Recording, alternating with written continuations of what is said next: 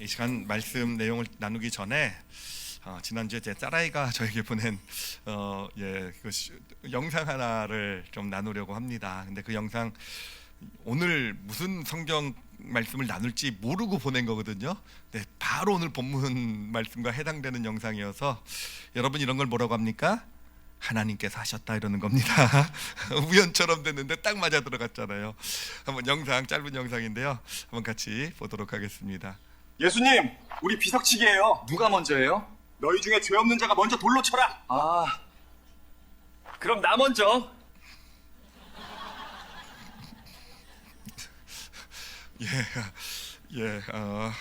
너희 중에 뭐 없는 자가 먼저 치라고요? 죄 없는 자가 돌로 먼저 쳐라. 예수님 좀 치사하지 않으십니까? 저런 걸 저런 데 이용해 먹으시다니. 물론 사실은 아니고요.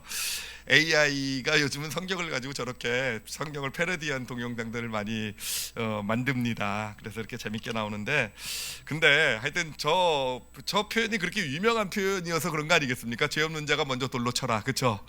예, 이거는 우리 뭐 교회에서도 많이 들어보셨겠지만 아마 교회 안 다녔던 분들도 이런 얘기를 좀 들어보신 적이 있지 않을까라고 생각합니다. 근데 기가 막힌 지혜예요. 비석치기 하면서 죄 없는 자가 먼저 돌로 쳐라. 예수님 죄 없으시잖아요, 그렇죠? 예, 기가 막힌. 하여튼 예수님 지혜가 많으세요, 그렇죠? 저것도 제자들한테 이기셔야만 되는 그런. 예. 하여튼 참 재밌는 이야기인데, 제가 또 생각나는 이야기가 하나가 있는데 뭐냐면은 이게 실화였는지 아니면은 뭐 영화 같은 데서 본 건지 잘 기억은 안 나는데 그런 이야기였어요. 어떤 파렴치범이 이제 죄를 진 거예요. 그래서 사람들이 막 그 사람을 이제 정죄하려고 막 돌을 치려고 이게 주변에 사람들이 웅성웅성이 뭐 죄이나 뭐 이러고 있는데, 이 사람이 예수님 흉내를 낸 겁니다. 그래서 사람들을 향해서 너희 중에 죄 없는 자가 먼저 나를 돌로 쳐라, 이런 식으로 얘기를 한 거예요. 여러분 결과는 어떻게 됐겠습니까? 어떻게 됐을 것 같으세요? 예, 그 사람 돌 맞아 죽었습니다. 보면은 어떤 한 사람이 나와서 그렇게 얘기를 하더라고요. 뭐냐면 나는 어려서부터 죄 안 지려고 노력하며 살아왔고 그렇게 돌 맞을 만한 난 죄를 짓지 않았다라고 확신한다 그러면서 돌 들어서 그 사람을 친 거예요. 그랬더니 옆에 있었던 사람들이 돌로 쳐가지고 그 사람이 죽었다라는, 그러니까 함부로 이 말씀 사용하시면 안 된다는 의미 아시겠죠, 그렇죠? 예, 이 이야기가 어떻게 나오게 됐는지 뭐 잘 아시겠지만 좀 이렇게 스토리를 좀 정리를 해보면은요, 이 스토리는 원래 이 종교 지도자들, 그 당시 예루살렘에 있었던 종교 지도자들, 기득권 계층이죠. 그 지도자들이 예수님을 함정에 빠뜨리려고 그 상황을 만들어 내게 됩니다. 그 상황은 그러니까 음행의 현장에 있었던 가늠하던 여인을 잡아온 거예요. 그리고 이제 가르치고 계셨던 사람들을 그 어떤 그 성에서, 그 동네에서 말씀을 가르치고 계셨던 예수님 앞에 그 여인을 끌고 나온 거죠. 그리고 나서는 이제 예수님께 요청을 합니다. 이 여인을 어떻게 해야 될지, 예수님 당신 하나님의 아들이시고 뭐 그렇다는데 판단해 달라는 거죠. 그러면서 율법, 하나님의 말씀에 따르면 이런 여인은요 어떻게 하라고요? 돌로 쳐 죽이라고 했는데, 예수님 당신은 뭐라고 하시겠습니까? 라고 이렇게 물어보게 됩니다. 자, 근데 이게 함정인 이유가 뭐냐면은, 자, 이런 상황에서 예수님께서 이 여인을 돌로 치라라고 하면 어떻게 되겠습니까? 이 여인을 돌로 치라. 자, 예수님은요 늘 자신에 대해서 주장해 오셨던 게 뭐냐면, 나는 죄인들의 친구다라고, 나는 의인을 구하러 온 것이 아니라 죄인을 구하러 오셨다라고 말씀을 하셨거든요, 이제까지. 자, 그런데 여기에 이 죄인이 하나 앉아 있단 말이에요. 간음의 죄를, 심각한 죄를 저지른 죄인이 앉아 있단 말이에요. 자, 그렇다고 해서 예수님이 하나님의 말씀에 따라서 나도 이 여인을 돌로 쳐라 뭐 이렇게 얘기하겠다라고 하시면, 죄인들의 친구라는 예수님의 주장은 완전히 말짱 도루 무기 되는 거 아니겠습니까? 헛것이 되는 거잖아요, 그렇죠? 자, 그러니 돌로 치라라고 말씀하실 수도 없고, 그렇다고 해서 돌로 치지 말아라라고 얘기하시면 어떻게 되겠습니까? 하나님의 아들이 하나님의 율법, 하나님의 말씀을 정면으로 어기는 게 되는 거잖아요, 그렇죠? 예, 그러니까 하나님의 아들이라고 주장하면서 어떻게 하나님의 말씀을 어길 수 있느냐? 자, 여러분 함정인 것이 보이시죠, 그렇죠? 어느 쪽으로도 대답할 수 없는 그런 함정을 파놓고 예수님 앞에 이렇게 딱 제시를 한 겁니다. 그래서 당신이라면 어떻게 하겠습니까? 라고 이렇게 물어본 거예요. 자, 그러면 그때 예수님께서 이것을 어떻게 반응을 하셨을까라고 했을 때, 자, 우리는 이 상황에서 예수님이 말씀하신 그 말씀만 생각을 해요. 죄 없는 자가 먼저 돌로 쳐라 라고 얘기하셨던 거. 그랬더니 사람들이 다 죄책감을 받아가지고는 다 떠나가게 되고 결국은 아무도 남지 않게 되자 예수님께서 이 여인을 보내주신 거. 우리는 그래서 그 스토리, 그 예수님의 이게 마치 신의 한 수 같죠, 그렇죠? 정말 여기서 그 한 수, 신의 한 수와 같은 그 말씀, 그거를 생각하는데 사실은요, 그렇게 바로 이 상황이 벌어지고 나서 예수님이 그 말씀, 그 신의 한 수와 같은 말씀을 하신 게 아니라는 거예요. 자, 성경을 보면 뭐라고 되어 있냐면은 요한복음 8장 6절을 보면은요, 그들이 이렇게 말하면 고발할 조건을 얻고자 하여 예수를 시험함이러라. 그러니까 함정에 빠뜨린 거죠. 어떤 쪽으로 얘기하든 예수님 뭐 죄인들의 친구, 뭐 하나님의 아들, 어떻게 당신 틀렸습니다. 고발할 조건을 얻으려고 이제 시험하는 것인데, 그런데 예수님께서 그 얘기를 들으시고 뭘 하셨냐면은 예수께서 몸을 굽히사 손가락으로 땅에 쓰시니라고 되어 있어요. 자, 예수님은 그런 요청을 듣고 뭘 하셨냐면 바로 답변을 주신 것이 아니라 뭔가 갑자기 쭈그려 앉으셨다라는 거예요. 쭈그려 앉아가지고 뭔가를 바닥에 이렇게 쓰셨다라는 겁니다. 자, 이렇게 되면 당연히 궁금하겠죠, 그렇죠? 과연 예수님이 땅에다 무엇을 쓰셨을까가 당연히 궁금할 겁니다. 예, 또 그래서 여러 가지로 뭐 상상을 하고 뭐 생각을 하고 무슨 내용을 쓰셨을까. 정말 저도 옛날에는요, 타임머신이 있었다고 한다면은요, 2000년 전 예수님 만나러 가가지고 그때 예수님이 땅에다 뭘 쓰셨는지를 좀 보고 싶은 게 제일 궁금한 점이었어요. 여러분 별로 안 궁금하십니까? 그렇잖아요. 이게 근데 궁금해하는 이유가 뭔가라고 하면은요, 사실 이거에 대해서 땅에 무엇을 쓰셨을까는요, 이 성경 학자들도 많이 연구하는 제목이에요. 그래서 나름의 논리들, 이론들을 제시하고 있는데, 그게 왜 중요하냐면은 바로 요 예수님의 신의 한 수의 말씀과 연관이 돼 있다라고 생각하기 때문에, 그러니까 죄 없는 자가 먼저 돌로 치라라는 말씀에 사람들이 다 떠나가잖아요, 그렇죠? 그러니까 뭔가 그 말씀을 듣고 사람들이 다 떠나가게 하기 위해서 뭔가 예수님께서 미리 빌드업한다 그러죠, 그렇죠? 미리 뭔가를 거기다 쓰셨다, 이렇게 이제 연관을 하는 겁니다, 학자들이요. 저도 그렇게 생각을 했고. 자, 그런데 이제 뭐 많은 논리가 있지만 가장 유력한 두 가지 그 이론이 뭐냐면은, 예수님께서는요, 여러분, 예수님은요 그냥 여러분 쳐다만 보셔도 여러분의 죄를 다 아실 줄 믿습니다. 예, 그렇죠? 예수님 뭐 영안이 열리셔가지고 여러분 저도 다 보여요, 여러분 무슨 죄 졌는지. 예, 이러시면 갑자기 제가 무서워지겠죠, 그렇죠? 네, 걱정 안 하셔도 됩니다. 하나도 안 보여요. 예, 근데 하여튼 예수님은 보실 수 있을 것이다라고 생각해서 많은 학자들이 그렇게 생각을 합니다. 그러니까 예수님 땅에 쓰신 게, 그래, 너 개똥이 너는 무슨 죄 졌지? 너 말똥이 너는 무슨 죄 졌지? 이름 좋죠, 개똥이 말똥이. 제가 만든 이름이에요. 예, 너 주난이 너는 그때 무슨 죄 졌지? 너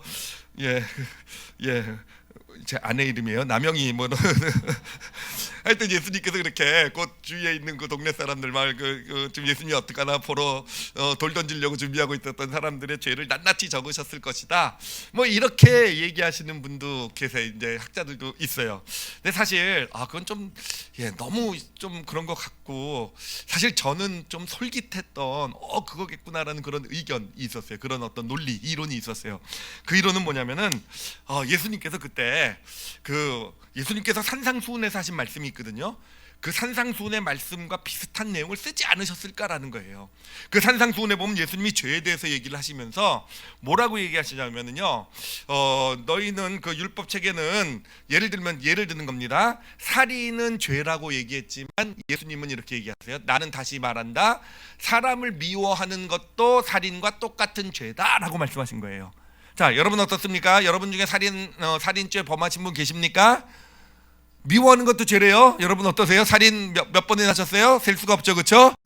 예, 하여튼 이런 말씀을 하시는 거예요. 뭐 예를 들면 여자에게 어떤 음행을 행하는 거, 간음을 행하는 건 죄다라고 말씀을 하시는데, 예수님은요 성경에 그렇게 나와 있는데, 나는 너에게 얘기한다, 너의 마음에 어떤 음행한 생각만 품어도 음행을 행한 것과 똑같은 죄다. 예, 남자분들에게 묻지 않겠습니다. 예, 자, 예수님의 말씀에, 이 산상수 말씀에 따르면 죄인이 아니라고 말할 사람이 아무도 없게 되는 거 아니겠습니까? 그래서 그 내용을 땅바닥에 썼을 것이다. 그래가지고 사람들이 그거를 보고 다 찔림을 받아가지고 내가 죄인이구나라고 생각하고 있을 때, 나도 죄가 있구나라고 생각했을 때 죄 없는 자가 먼저 돌로 쳐라라는 말씀이 들려왔고, 그래가지고는 양심이 찔려서 떠나갈 것이다라고 이렇게 해석을 하기도 합니다.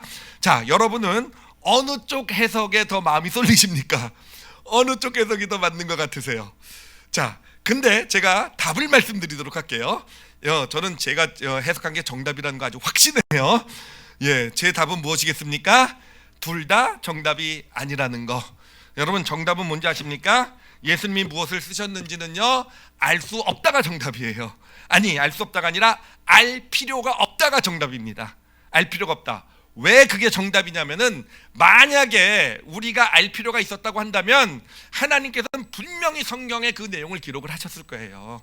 그 내용이 진짜 중요해서 그 내용을 알아야만 이 예수님이 하신 행동을 이해할 수 있고, 예수님이 어떤 은혜, 어떤 정말 이 말씀을 깨달을 수 있다고 한다면 하나님께서 그 말씀을 반드시 기록해서 우리에게 알려주셨을 겁니다. 그런데 알려주시지 않았다라는 의미는 뭐겠습니까? 우리가 알 필요가 없다라는 뜻이에요. 그러니까 여러분, 궁금해하시지 않으셔도 됩니다. 알 필요가 없는 거예요. 그 의미는 또 뭐겠습니까? 그렇게 특별한 말은, 특별한 내용을 쓰신 것은 아니었다라는 거죠. 뭐 그렇게 우리가 알 필요가 있는 특별한 내용을 쓰신 건 아니었다. 그러면 우리가 상황을 잘 유추해 보면은요, 이렇게 되는 걸 볼 수가 있을 거예요. 뭐냐면은, 사람들이 와가지고 예수님에게 어떻게 하겠느냐라고 물어봤을 때 예수님도요, 답을 모르셨던 거예요. 그 답을 모르셨으니까 지금 딴청을 피시는 겁니다. 답을 모르시니까 너 어떻게 하시겠습니까? 그러니까 지금 어떻게 방법이 없단 말이에요. 방법이 없으니까 예수님도 이게 그 어떻게 해야 될지 모르겠으니까 하여튼 그 땅에 앉아가지고 뭔가 끄적끄적 낙서하면서 못 들은 척하고 계속 앉아 계셨다라는 것이죠. 나중에 보면요, 사람들이 계속 재촉을 해요. 왜 답을 안 하느냐, 왜 알려주지 않냐, 빨리 당신은 어떻게 이 상황을 어떻게 처리할 것인지 얘기해라, 이렇게 재촉을 하니까 그때 비로소 일어나셔서 예수님이 말씀하셨던 거예요. 그러니까 이 상황이 딱 닥쳤을 때 예수님은 그 답을 모르셨다라는 거죠. 답을 모르셔가지고 그냥 땅바닥에 주저앉아서 낙서를 하고 계셨다라는 거. 근데 여기서 우리가 또 하나 알 수 있는 것은 무엇이냐면은, 자, 낙서를 하고 계셨다라는 의미는 뭐냐면은, 예수님은 그럼에도 불구하고 그 상황을, 그 자리를 떠나지 않으셨다라는 거예요. 자리를 떠나지 않으셨다라는 거. 사실 이런 함정이고요. 정말 어떤 쪽으로 걸려도 이게 빠져나갈 수 없는 함정이고, 어떤 그런 상황이라고 한다면, 내가 답을 못 가지고 있다고 한다면, 여러분, 그 상황에서 가장 좋은 것은 36개인 줄 믿습니다. 도망가셔야 돼요, 그렇죠? 괜히 답 뺐다가 책 잡혀가지고 더 힘들어지기 전에 도망가요. 예수님도 좀 창피하긴 하셨겠지만 도망가셨으면은 뭐 함정에 빠지지 않으셨을 거예요. 자, 그런데 그럼에도 불구하고 예수님은요, 그 자리에 계속 앉아 계셨다라는 거예요. 그래서 그 자리에 계속 머물러 계셨다라는 것이고, 자, 그런 가운데서 사람들은 계속 재촉을 했고요. 그러다가 그렇게 시간이 지나다가 어느 순간에 예수님께서 깨달음을 받아가지신 거죠. 이거구나, 깨달음을 받아가지신 것이고, 그래서 일어나셔서 사람들을 향해 외치신 것이고요, 말씀하신 것이고요. 그렇다면 죄 없는 자, 너희 중에 죄 없는 자가 먼저 돌로 치라라고 말씀하신 것이고, 이것이 그 유명한 그 말씀, AI까지 패러디로 만들어내는 그 말씀, 그렇죠? 바로 신의 한 수와 같은 말씀이 되어가지고는 모든 사람들이 죄책감을 가지고 떠나가게 만들었고, 이 여인에게는요, 그러자 예수님이 다가가셔서는요, 너를 정죄하는 자가 어디 있느냐 그랬더니 정죄하던 사람이 다 떠났죠, 그렇죠? 없습니다 그랬더니 예수님이 나도 너를 정죄하지 않겠다. 그러니 이제는 돌아가서 다시는 죄를 짓지 마라. 이렇게 해서 이 여인을 정말 죽음의 순간에서 살려주시는 그런 놀라운 은혜를 베풀어 주신 것이 바로 이 사건이 된다라는 것입니다. 자, 그러면 이 사건, 이 내용을 우리가 알았는데, 여기서 우리가 좀 오늘 함께 좀 알아야 될, 좀 마음에 좀 담아야 될 그 내용을 좀 세 가지만 좀 이렇게 나눠보도록 할게요.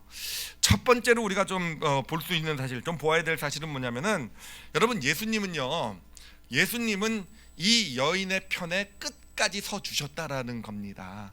자, 생각을 해보세요. 사실 음행이라는 죄, 그것도 음행의 현장에서 잡혀가지고 왔어요. 어떻게 핑계 변명될 할 수 없는 것도 음행이라는 게 큰 죄잖아요, 그렇죠? 사회 어떤 기반을 깨는 큰 죄.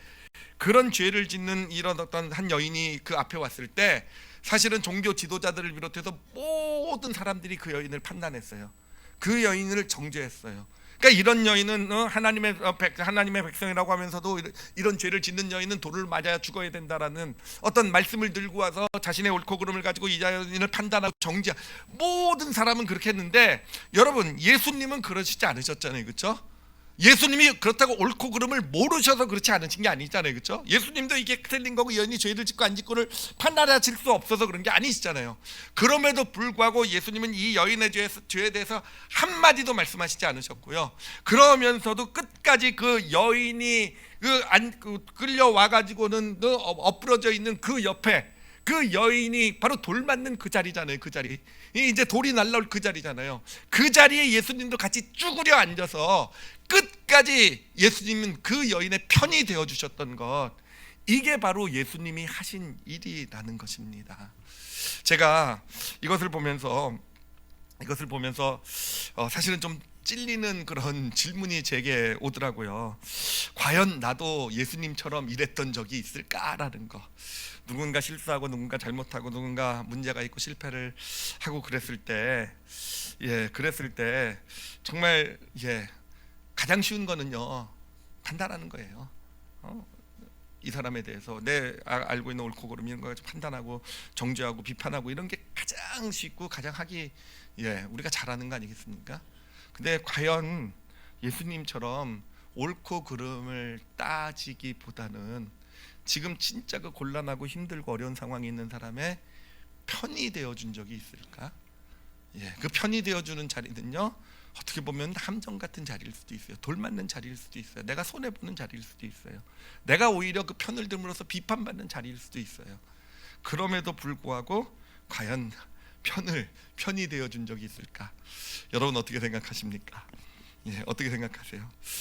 이 질문하니까 저는 진짜 찔리더라고요. 제가 가깝게는 제 아내가 뭔가 실수하고 잘못하고 제 아내는 그런 적이 없는 완전 무결한 존재인 줄 믿습니다.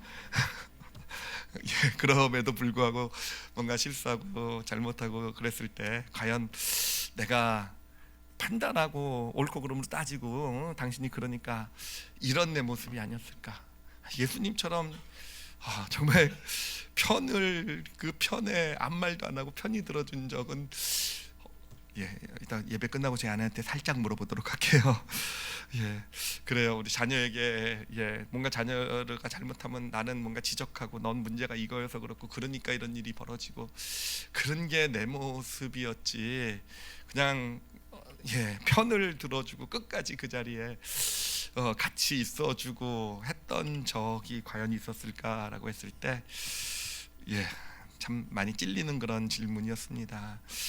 서로 가족에게는 또 그렇게 해줬을지 모르겠지만 내 주변에 누군가가 그런 실수나 잘못 문제가 있었을 때 과연 나는 예수님처럼 그렇게 편이 되는 자리에 비판하거나 판단하지 않고 그렇다고 도망가지 않고 곤란하니까 도망가지 않고 편이 되었던 적은 있을까라는 하여튼 우리가 좀 생각해봐야 될 그런 질문이 아닐까 생각을 합니다.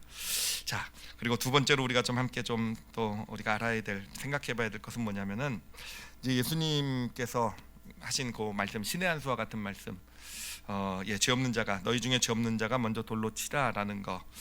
결국 이게 이 여인을 살렸잖아요, 그렇죠? 이 여인을 살리게 된 이 말씀이 되는데 과연 이 말씀이 예수님은 어떻게 이 말씀을 하실 수 있었을까? 이런 놀라운 지혜와 통찰이 과연 어디서 나왔을까라는 거예요. 어디서 나왔을까? 자, 어디서 나왔을 것 같으십니까? 근데 이런 거에 있어서 우리가 답을요, 뭐 예수님이 하나님이시니까, 뭐 워낙 예수님은 우리와 다르게 똑똑하시니까 이렇게 되면요, 사실은 의미 없는 질문이 되어버리고요, 성경 자체도 어떻게 보면 많은 부분이 의미가 없어져요. 우리와는 상관없는, 그냥 예수님이 하나님이시니까 우리가 다르니까 그냥 근데 여러분 예수님 닮고 싶다라고 맨날 얘기하시죠, 그렇죠? 별로 닮고 싶지 않으신 모양이시군요. 예수님 같은 지혜 갖고 싶지 않으십니까, 그렇죠? 좀 아멘 좀 한번 좀 해주세요, 제발. 저는 갖고 싶거든요. 그냥 저 혼자 알고 끝낼까요? 그냥 넘어갈래요. 그냥 원하시지도 않는 거 제가 이렇게 열받아서 전할 필요가 뭐가 있습니까? 그렇죠? 정말. 근데 진짜 사실은 진짜 궁금하잖아요. 우리도 진짜 이런 상황에서 누군가 한 사람을 세우고 살릴 수 있는 그런 놀라운 지혜와 통찰이 그런 것이 우리로부터 나온다고 한다면 정말 얼마나 좋은 삶이겠습니까, 그렇죠? 정말 크리스찬으로서 사실 우리에게 이런 모습, 이런 지혜가 나와야 될 줄 믿습니다. 자, 그런데 예수님은 어떻게 이런 놀라운 지혜와 통찰을 이렇게 가지실 수 있으셨을까라고 얘기했을 때, 여러분 단순히 예수님이 하나님이시고 예수님은 정말 모든 걸 다 꿰뚫어 보시고 지혜의 근원이시고, 여러분 그렇게 보시면 안 된다라는 거예요. 우리가 오늘 말씀에서 아까도 나눴듯이 사실 예수님도 답을 처음에는 모르고 계셨다라는 겁니다. 알고 계셨으면 그냥 바로 그 순간에 얘기하셨으면 돼요. 알고 얘기하셨으면 그걸로 됐을 겁니다. 그걸로. 근데 모르고 계셨기 때문에 예수님도 고민하고 그냥 그 땅바닥에 앉아 뭔가 쓰시고 시간을 끄시고 그러신 거 아니셨겠습니까? 자, 그러면 어떻게 예수님께서는 그것을 그 지혜를 알아내실 수 있으셨을까라는 거예요. 자, 이거를 이제 제가 이 여인의 이야기를 좀 분석하면서 좀 알아가 보도록 할게요. 물론 우리 올리브교회 성도들은 제가 이 말씀을 너무너무 좋아해서 예화로 정말 많이 쓴 거, 그래서 이 말씀에 대해서 잘 알고 계시는 줄 믿습니다. 그래서 저한테 그런 컴플레인까지 들어왔어요. 목사님 제발 그 음행한 여인 예화 좀 이제 좀 그만 쓰세요. 이런 예화도 그런 컴플레인도 들어와서 제 마음이 엄청 상했었어요. 그럼에도 불구하고 오늘 또 불굴의 투지로 또 설명합니다. 여러분 성도의 자세는 뭡니까? 이럴 때는 처음 듣는 것처럼 들으시는, 그랬군요, 목사님 처음 들었어요, 이런 마음으로 들으시기 바랍니다. 그러니까 사실은 이 여인이 그 몸을 팔게 되는 상황을 우리가 사실 이 이스라엘의 어떤 그 당시에 그 율법과 그 삶을 돌아보고 이렇게 살펴보면은 어렵지 않게 발견할 수 있습니다. 이 여인이 몸을 팔게 된 이유는 뭐냐면은 그 당시는 그 과부들은요, 삶을 살아갈 기회가 어떤 길이 막막했었어요. 그래서 이 많은 주로 과부들이 이제 먹고 살 길이 막막해질 때, 이제 과부가 되면은 이제 남편이 특히 아이가 없이 죽으면은요, 남편의 어떤 가지고 있었던 어떤 그런 분깃이라고 하죠, 재산이요, 이 여인에게 오질 않아요. 뭔가 아들이 있어야 됩니다. 그래야 그 분깃이 물려받게 되고, 그래서 아들도 없이 남편이 이렇게 죽게 되었을 때 이 여인은요, 사실 생계가 진짜 막막하게 돼요. 생계가 막막하게 되게 되는데, 그런데 이제 보통 그 과부들이 그런 상황 가운데서 도저히 어찌해 볼 수 없는, 먹고 살 길이 없을 때 이제 마지막으로 죄인지를 알면서 택하는 길이 몸 파는 일이 되는 것이거든요. 자, 그런데요, 여러분 성경에 보면, 구약의 율법에 보면은요, 정말로 자주 등장하는 구절이 있어요. 그 중에 하나를 제가 좀 읽어드리도록 할게요. 신명기 14장 29절입니다. 너희 중에 분깃이나 기업이 없는 레위인과 내 성중에 거류하는 객과 및 고아와 과부들이 와서 먹고 배부르게 하라. 그리하면 내 하나님 여호와께서 내 손으로 하는 범사에 내게 복을 주시리라. 그러니까 이게 여기만 나오는 게 아니라 자주 등장합니다, 구약에. 그러니까 이게 무슨 얘기냐면은, 이 어떤 그 동네에 있을 때, 어떤 성중에, 어떤 동네 가운데서 분깃이 없는 사람들, 분깃이 없는 레위 지파, 이제 하나님의 종들은 분깃을 안 갖습니다. 그리고 그 외에도 객이라든지 또는 과부나 고아 같은 경우 자신의 어떤 먹고 살 길이 없는 그런 사람들이 있으면은 바로 하나님께서 말씀하신 거예요. 이 성 안에 있는 이 마을 사람들이 그 사람의 생계를 책임져 주라는 겁니다. 여러분, 이게 진짜 율법의 아름다운 모습 아니겠습니까? 그러니까 단순히 이웃사랑만 외치고 있는 것이 아니라 아주 그 이웃사랑을 실제적으로 어떻게 실천해야 되는지를 가르쳐주는, 정말 성경에 나온 율법의 아름다운 구절 중에 하나가 바로 이거예요. 자, 그런데 여러분, 이 여인이 그렇다고 한다면 이 여인이 결국 몸을 팔게 되었다라는 의미는 뭐겠습니까? 이 여인이 과부가 되었어요, 그렇죠? 과부가 되고 나니까 이제 분깃이 없고 먹고 살 길이 없게 되었단 말입니다. 자, 그런데 그럴 때 사실은요, 이 여인을 먹고 살 수 있도록 함께 공동체에 책임을 져야 되는 사람들은 그 마을 사람들이라는 거예요. 근데 그 여인이 그런 상황에서 결국은 몸을 팔게 되었다는 건 뭐겠습니까?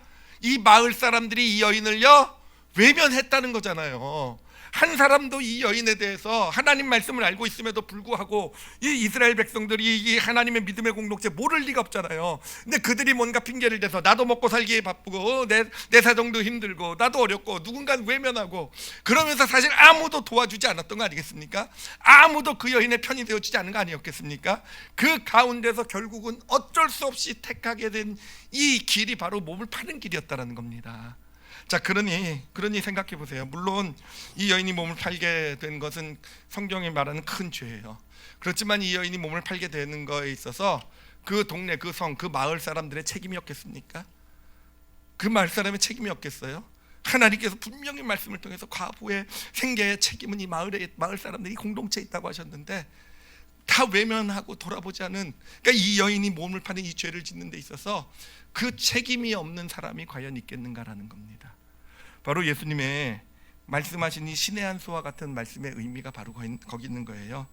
예수님께서 너희 중에 죄 없는 자가 먼저 돌로 치라라고 말씀하신 거는요, 바로 그 사람들에게 그것을 상기시켜 준 거예요. 이 여인 죄인인 거 맞아. 음행이라는 큰 죄 짓고 지금 이 자리에 하나님 말씀에 따라 진짜 돌 맞아 죽어야 되는 죄라는 거 맞아. 그런데 너희 중에 이 여인이 이렇게 되기까지, 이런 죄에 빠지게 될 때까지 너희 중에 이 죄에 책임이 없다라고 말할 수 있는 사람이 있겠느냐라고 얘기한 겁니다.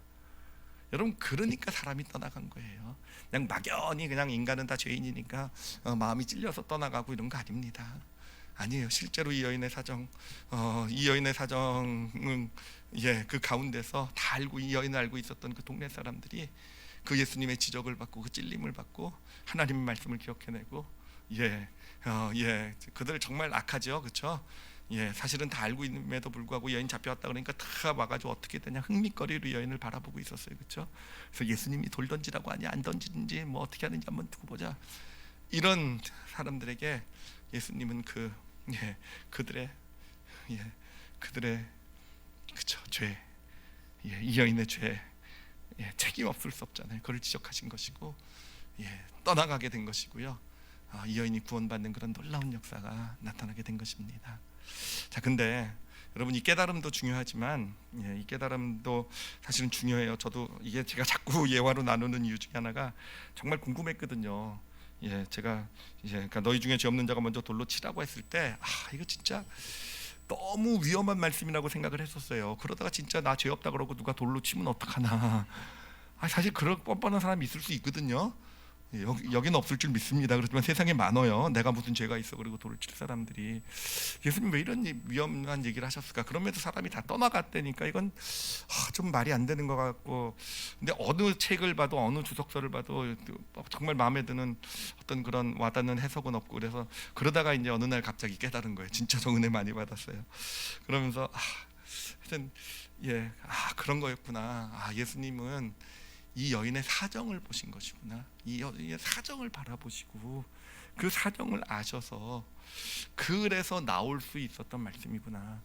여러분, 예수님으로부터 이런 신의 한 수와 같은 말씀이 나올 수 있었던 것, 정말 와 대단한 지혜, 놀라운 통찰이라고 하는 이 한 여인을 살려내는 놀라운 말씀이 나올 수 있었던 그 이유는 예수님이 뭐 똑똑하고 뭐 하나님이시고 뭐 꿰뚫어 보실 수 있고 이런 게 아니라는 거예요. 예수님도요 답이 없으셨어요, 처음엔. 그렇지만 그 여인의 편에 가서 서주셨단 말이에요. 그 여인의 편에 가서 서주셨어요. 사람들이 계속 독촉하고 어떻게 할 것인지 답을 대라고 할 때에도 답이 없으셨음에도 불구하고 이 여인의 편에 가서 서주셨고요. 그 여인의 편에서 그 여인의 삶을 바라봐 주셨던 것이고요. 그러면서 예수님에게 주어진 것이 무엇입니까? 그 놀라운 신의 한 수와 같은 너희 중에 죄 없는 자가 먼저 돌로 쳐라라는 이 말씀이 나오게 된 것입니다. 여기서 우리가 꼭 좀 마음에 담았으면 하는 오늘 말씀의 깨달음이 그거예요. 여러분, 물론 세상의 지혜와 지식은요 우리가 공부해서 얻어요.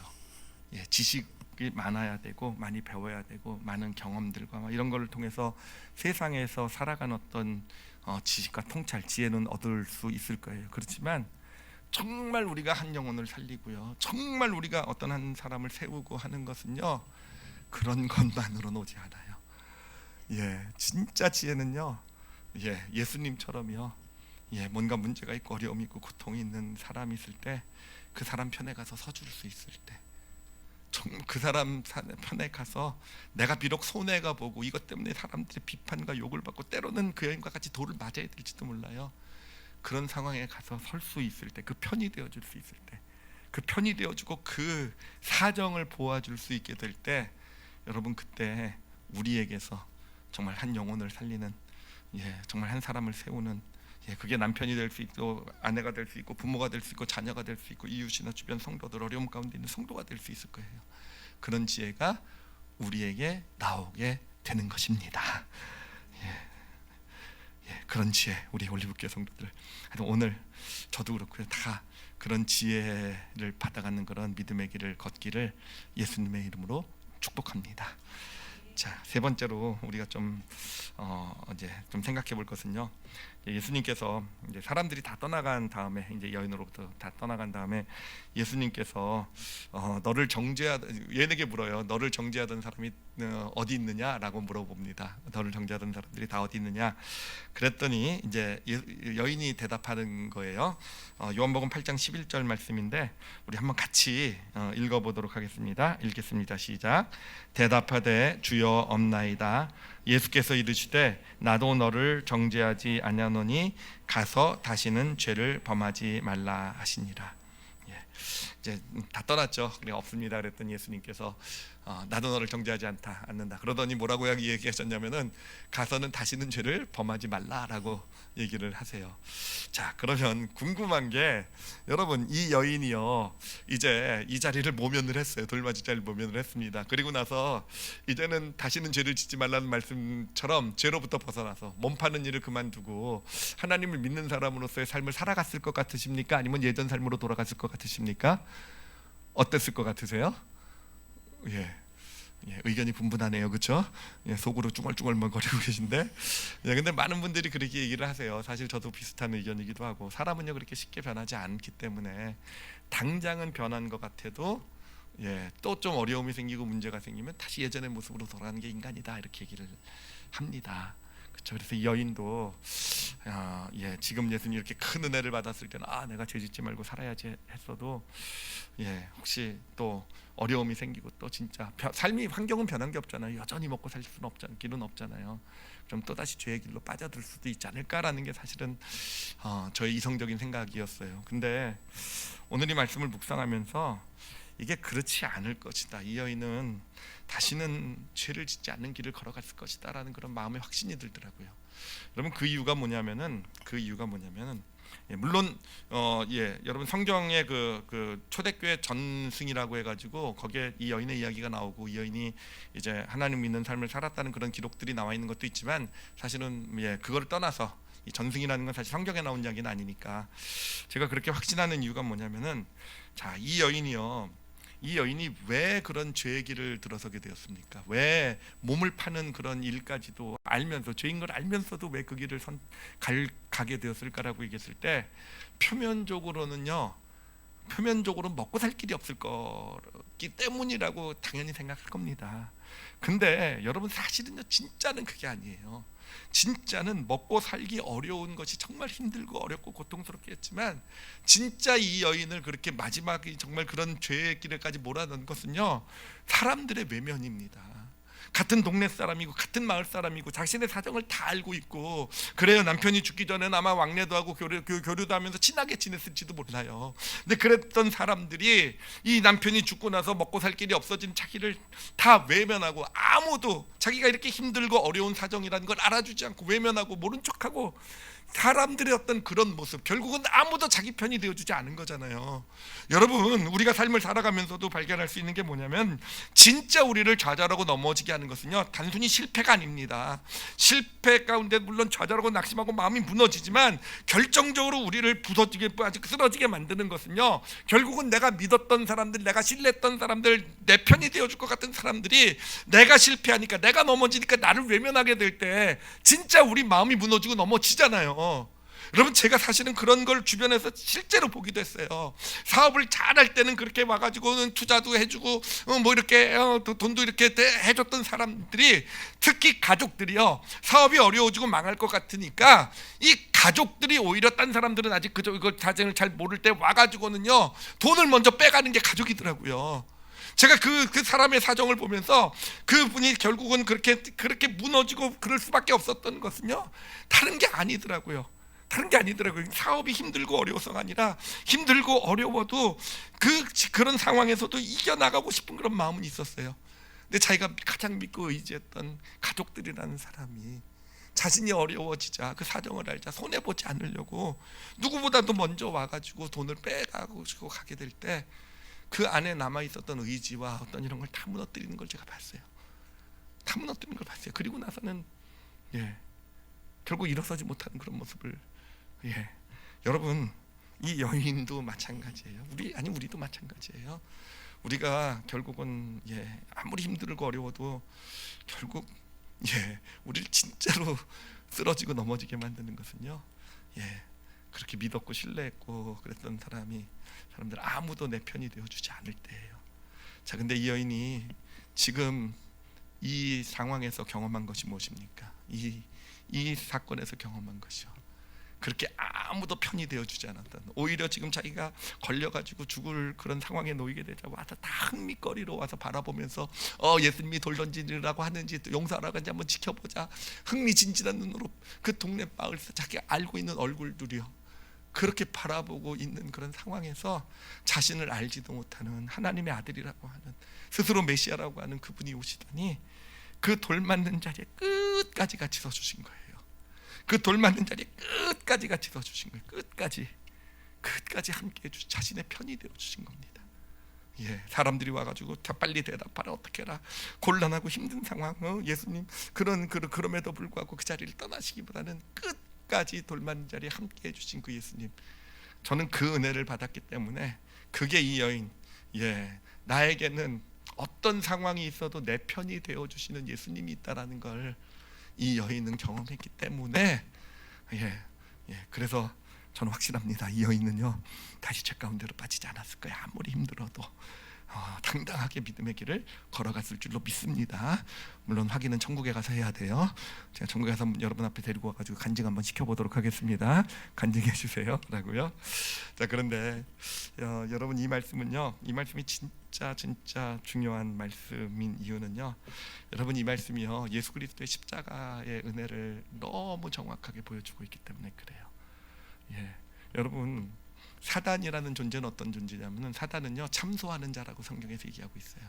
그러니까 사단은요 끊임없이 하나님 앞에서 우리의 죄를 가지고 조준환이 이런 죄를 졌습니다, 누가 이런 죄를 졌습니다, 뭐 누구는 장로라고 하면서 저 뒤로 저렇게 죄를 짓고 있습니다, 끊임없이 참소. 죄송합니다 장로님, 누굴 생각하고 한 건 아니에요, 아시겠죠?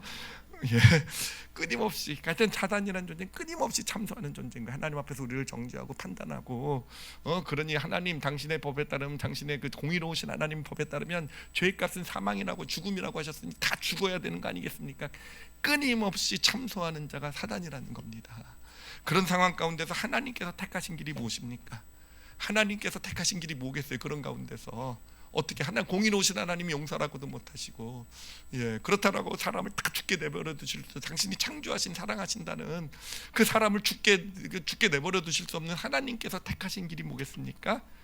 여러분, 예수님이 바로 인간이 되신 거예요. 하나님이신 예수님이 우리 인간이 되어주신 거. 그게 뭡니까? 우리 편이 되어주신 거예요. 그냥 저 하늘 위에 고고하게 하나님으로서 심판자로서 판단자로서 남아 계시면 되는데, 아니요, 예수님이 이 땅에 성육신하셔서 이 땅에 오신 이유는 우리의 편이 되어주시기 위해서 오신 거예요. 그리고 예수님은 그렇게 편이 되어주시되 끝까지 편이 되어주신 길이 바로 십자가의 길 아니겠습니까? 그 십자가의 길, 우리가 사실은 십자가에서 그 죄 때문에 죽어야 되는 존재는 우리잖아요. 그런데 예수님께서 그 죽어야 되는 우리가 있어야 될 자리에 끝까지 함께 서 계셔서 주신 것이고, 그래요, 이 돌 맞는 여인의 자리에 함께 계셔줬던 분이 그것처럼 우리가 걸어가야 될 그 십자가의 길을 예수님이 걸어가 주신 것이고요. 그러면서 예수님은요 끝까지 한마디도 정지하지 않으셨어요. 계속 사단 마귀는 계속 정죄하고 판단하고 있을 때 예수님은요 어떻게 할 것이냐, 저 죄인들, 인간 죄인들 어떻게 할 것이냐. 예수님 십자가의 길을 가시면서도 끝까지 한마디도 우리의 죄를, 사람들의 죄를 지적하지 않으셨어요. 오히려 자기를 십자가에 못 박으려는 사람들을 보면서 그 편이 되어 주셨어요. 하나님 앞에, 하나님 저들을 용서 좀 해주세요. 모르고 하는 일이니까 용서해 주세요. 이게 예수님, 그게 십자가의 길이었다라는 겁니다. 그렇게 끝까지 십자가의 길, 우리가 서야 될 자리에, 돌 맞는 자리에 같이 서 계셨던 것이 십자가고, 그게 바로 십자가의 죽음이 되는 것입니다. 그렇게 십자가의 죽음이 되자 그게 어떻게 됩니까? 바로 부활이라는 신의 한 수가 된 거예요. 부활이라는 신의 한 수가 되어서, 그래요, 예수 그리스도의 부활 앞에 서게 될 때, 우리가 예수 그리스도의 십자가 앞에 서서 우리를 대신해서, 우리가 서야 될 그 자리에 예수님이 대신 서서 죽음까지, 피를,까지 흘리시고 그 부활하신 예수 그리스도 그 십자가 앞에 서게 될 때, 여러분, 이 예수님께서 이 여인에게 묻는 것처럼 우리에게 똑같은 묻을 거예요. 너를 참소하던 자, 정죄하던 자들이 어디 있느냐? 우리를 정죄하던 사단은요 이미 떠나가 버리게 되는 것이고요. 그러면 예수님께서 없습니다. 여러분, 십자가에서 그 은혜를 경험하시길 바랍니다. 그래요, 예수님께서 이미 우리가 맞아야 될 돌을 다 맞으셨기 때문에, 그래요, 이제는 십자가 앞에 서게 될 때, 그 사실을 알게 될 때 우리도 발견하게 될 겁니다. 너희를 정죄하던 자, 참소하던 자가 어디 있느냐? 아니, 없습니다. 예, 그럼 예수님께서 우리에게도 말씀하실 거예요. 나도 너를 정죄하지 않는다. 나도 너를 정죄하지 않는다. 그러니 가서 이제는 다시는 죄를 짓지 말라. 여러분, 그것이 우리를 변화시키는 참된 능력이 될 줄 믿습니다. 우리 크리스찬이 진짜 변할 수 있는 그 능력은요, 이 은혜를 경험할 때예요. 이 은혜, 단지 우리가 그냥 예수님 믿고 내가 예수님처럼 벌받지 않으려고, 죄 짓지 않으려고, 죄 지면 벌 받을 테니까, 죄 지니까 나에게 이런 문제가 생기고, 죄 지어서 내가 하나님께서 나에게 이렇게 갚으시는 거 아닐까? 아니요, 그런 걸로 우리는 믿음, 그런 두려움과 정죄감을 가지고 변화된 삶, 그러니 내가 더 잘 살아야지. 여러분, 그건 절대로 기독교의 믿음이 아니에요. 기독교의 믿음은요, 비록 내가 진짜 죄를 많이 짓고 간음한 현장에서 잡힌, 그 변명할 길도 없잖아요, 진짜. 예, 그런 죄와 허물, 그런 문제 가운데 있음에도 불구하고, 예수님께서 끝까지 내 편이 되어 주신 것을 경험할 때, 그 현장이 십자가라고 그랬어요. 십자가 앞에 서서 그 예수님을 바라보면서 끝까지 내 편이 되어 주셔서 내가 맞을 돌까지 대신 맞아 주신 그 예수 그리스도를 만나게 될 때, 우리는 죄에서 자유롭게 되는 것뿐만 아니라, 정죄로 더 이상 정죄하는 자가 없어질 뿐만 아니라, 진짜 삶이 변할 수 있는, 진짜 새로운 삶을 살아갈 수 있는 그런 놀라운 축복이 우리에게 주어지게 되는 것입니다. 그래, 여러분, 그런 은혜를 우리가 모두가 좀 받았으면 좋겠어요. 특별히 지금 음행한 여인과 같은 그런 상황 가운데 계신 분도 어쩌면 계실지도 모르겠어요. 그러니까 낙심과 좌절, 더 이상 어쩔 수 없는 그런 어떤 마음의 상처와 아픔 가운데 계신 분들, 오늘 이 예수님을 꼭 만나시기 바랍니다. 다 떠난 것 같아서도요, 아니요, 예수님은 함께하고 계세요. 여러분 편이 되어주고 계세요. 그 증거가 십자가입니다. 십자가 앞에 서게 될 때 다 나를 외면하고 떠나가서도 예수님만은 내 곁에서 내 편이 되어주시고, 돌 맞는 자리에 함께 서 계셔주신 그분, 그 예수님을 만나시길 바랍니다. 그리고 혹시 지금 그런 상황 가운데 있지 않을지라도, 우리가 인생의 길을 걸어가다 보면은요, 분명히 그런 상황 경험하게 될 거예요. 특히 실패와 좌절도 힘들지만, 사람들의 배신, 믿었던 사람들로부터 받은 아픔, 여러분, 예수님은요 우리 편이세요. 아시겠죠? 끝까지 내 편, 끝까지 내 편이 되어주시는 그런 예수님, 그 십자가 예수님을 정말 다 만나시고, 그래서 정말 그 신의 한 수, 부활이라는 신의 한 수가 진짜 내 삶의 신의 한 수가 되어서 내 삶을 새롭게 하시는 그런 은혜와 축복을 누리시는 우리 올리브교회 성도들이 되시기를 축복합니다. 마지막으로 하나만 나눌게요. 마지막 질문 좀 하나만 하도록 할게요. 질문이요. 자, 이 음행의 현장에서 잡힌 여인에게 있어서 이 여인이 경험한 진짜 예수님의 놀라운 축복은 무엇이었을까라는 거예요. 제가 선택을 드리도록 하겠습니다. 이 여인이 경험한 진짜 놀라운 축복은 그 신의 한 수와 같은 말이었다.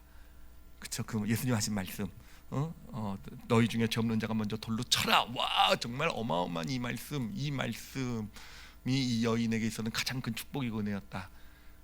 그게 1번입니다. 2번은 뭐냐면은요. 2번은요. 예수님께서요. 끝까지 자신의 편에 함께 서게 해주신 것. 끝까지 사람들의 비난, 위협, 협박 가운데서도 끝까지 그 돌 맞는 자리에 함께 서게 해주셨던 것. 여러분 둘 중에 진짜 이 여인을 살린 것, 이 여인에게 축복이 된 건 어떤 것일 것 같으십니까? 여러분 두 번째예요, 그렇죠? 그러니까 우리가 해야 될 것도 뭐겠습니까? 여러분 두 번째예요. 첫 번째가 아니에요. 첫 번째 우리는 어떤 일이 생기고 이웃에게 바라볼 때 첫 번째를 소원할지도 모르겠어요. 나에게 엄청난 지혜가 있고 통찰이 있어서 정말 저 사람에게 도움이 되는 말씀, 저 사람에게 정말 이 문제를 해결할 수 있는 하나님의 지혜 통찰. 그게 아니에요. 아시겠죠? 그게 아니에요. 진짜 정말 우리가 예수님을 닮기를 원한다고 한다면요. 제가 예수님 흉내를 좀 내도록 할게요. 너희도 이와 같이 하라. 예수님이 하신 것처럼요. 어떻게 하셨습니까? 예수님은요 그냥 아무 말도 안 하시고 편히 대주셨어요. 비난, 판단, 정죄, 옳고 그른 판단 안 하시고요. 그냥 그 여인이 서 계신 자리에 함께 아무것도 할 일도 아시지도 못하면서 뭐 어떻게 해야 될지도 모르시면서 끝까지 그 편히 서게 해주셨던 것. 여러분 그런 정말 예수님처럼 우리 이웃에게 그렇게 다가가실 줄 아시는 그런 하나님의 사람들이 되시기를 예수님의 이름으로 또한 축복합니다. 기도하겠습니다. 이 시간 기도하실 때 우리의 상황은 다 다를지 모르겠지만 여러분 십자가를 통해 보여주신 하나님의 그 놀라운 지혜와 사랑은요 다 동일합니다. 그래서 그 사랑을 우리가 좀 이 시간 기도로 마음에 담았으면 좋겠어요. 십자가는요 하나님이신 예수님이요 끝까지 내 편이 되어 주신 현장이에요. 아시겠죠? 사단은 계속 참소를 해요. 사단의 사주를 받은 사람들, 이 세상 사람 대부분 다 사단의 사주를 받고 있는 것 같아요. 우리가 뭔가 잘못하고 실수하고 뭔가 문제가 있으면요 계속 우리를 판단하고 정죄해요. 이건 이래서 그렇고 이렇게 했으니까 이렇게 됐고 네가 이런 문제가 있으니까 이렇게 된 거고 너가 이걸 고쳐야 되고 이거를 이렇게 해야 되고 이렇게 하지 않으니까 너 인생은 이렇고. 여러분 사단은요 끊임없이 정죄를 해요. 근데 여러분 십자가의 은혜는요 편이 되어 주시는 은혜예요. 그걸 좀 마음에 좀 담았으면 좋겠어요. 예수님은 아무 말도 안 하세요. 예수님은요 오히려 우리의 죄를 보고도 하나님께 용서해 달라고 하나님께 기도하세요. 우리를 판단하고 제가 저런 죄를 졌으니 하나님 어떻게 고쳐주세요 이게 아니고요 오히려 우리를 변호해 주시고 우리를 위해 기도해 주시는 분이 바로 예수님. 그게 바로 십자가의 길이에요. 그래서 이 시간에 그 십자가의 사랑을 내 마음에 새기겠습니다 라고 좀 고백했으면 좋겠어요. 예수님은 정말 끝까지 내 편이시라는 것을 내가 마음에 담고 그 십자가의 은혜를 가지고 이 땅을 살아가는 자 되게 하여 주시옵소서. 여러분 그렇게 살아가게 될 때요 진짜 예수님의 부활이 신의 한 수가 되는 겁니다. 예수님의 부활이 뭐냐? 죽은 자가 살아났다. 영생을 얻는다. 그건 하나의 이론이고요. 진짜 내 편이 되어 주시고 내가 맞을 돌을 대신 맞아 주시고 그럼에도 불구하고 그 자리를 떠나지 않으시고 나를 위한 자리에 계속 서게 해 주시는 분 지금도요. 그 은혜가 있게 될 때 진짜 부활이 우리 삶의 신의 한 수가 되어서 우리 삶을 다르게 변화시키는 축복이 될 거예요. 그런 믿음, 예수님의 사랑을 내 마음에 담습니다 라고 고백하셨으면 좋겠어요. 그리고 혹시 지금 어려움 가운데 있는 성도들이 있다고 한다면 여러분 꼭 잊지 마세요. 예수님은 편이세요. 십자가 바라보시면 돼요. 내가 있을 자리에 예수님 계신 거예요. 그 은혜 있으면요 넉넉히 이길 수 있으세요. 넉넉히 이길 수 있어요. 어떤 실패와 좌절에서도 그 은혜를 주시옵소서. 그리고 우리가 나눴던 것처럼 나도 내 이웃에게 그렇게 예수님처럼 다가가게 해주세요라고 진짜로요 말씀 가지고 아는 것 답 아니요 편이 되어줄 줄 아는 돌맞은 자리란다 할지라도 기꺼이 함께 돌맞아 줄 수 있는 기꺼이 좀 손해가 되고 내가 손가락질을 좀 받아도 좀 옆에 같이 그 편이 되어줄 수 있는 그런 역할을 제가 내 이웃들에게, 가족들에게 할 수 있길 원합니다. 우리 다 같이 오늘 말씀 가지고 자신을 위해서 우리 함께 통성으로 기도하시겠습니다. 하나님 아버지, 뭐 음행한 여인과 그렇게 크게 다를 바 없는 게 우리의 모습일지도 모르겠어요. 하나님 십자가의 그 놀라운 그 사랑이 우리에게도 있기를 원합니다. 하나님, 우리도 알기를 원합니다. 하나님, 내 편이 되어 주신 그 예수 그리스도, 정말 내가 맞아야 될 돌을 대신 맞으시는 그 자리를 한마디도 안 하셨어요. 진짜 한마디도 비판하거나 판단하거나 정죄하지 않으시고 끝까지 내 편이 되어 주셔서 그 자리에 서 주셨던 그 십자가 위에 그 예수 그리스도가 하나님 오늘 예배 가운데 우리들 마음 가운데 새겨지게 하여 주시옵소서. 하나님 아버지, 하나님, 그리고 우리에게, 우리가 이 시간 깨달았어요. 우리에게 진짜 이 땅을 살아가면서 아무리 힘들고 어려워도 정말 누군가 내 편이 되어주는, 어떤 상황에서도 시시비비를 가리기보다 먼저 내 편이 되어주는 한 사람이 있을 때, 누군가 나를 비판하고 판단하기보다는 하나님 앞에서 나를 위해 변호하고 나를 위해 기도해주는 그 한 사람이 있을 때, 아버지, 그것이 정말 인생이 얼마나 큰 축복이 되는지를 우리가 알았습니다. 하나님, 근데 바로 그런 존재가 내가 되었으면 좋겠어요. 내가 누군가에게, 누군가가 나를 볼 때 끝까지 편이 되어주는 존재, 끝까지 나를 판단하고 정죄하기보다는 나를 위해서 하나님 앞에 변명해주는, 하나님, 우리가 크리스찬으로 살아가면서 예수 그리스도의 사랑을 알아가면서 십자가를 알아가면서 우리도 예수님이 하셨던 그, 가셨던 그 길을 조금이라도 누군가를 위해서 걸어갈 수 있는 그런 저희들이 되게 하여 주시옵소서. 감사드리며 예수님 이름으로 기도드렸사옵나이다. 아멘. 아멘.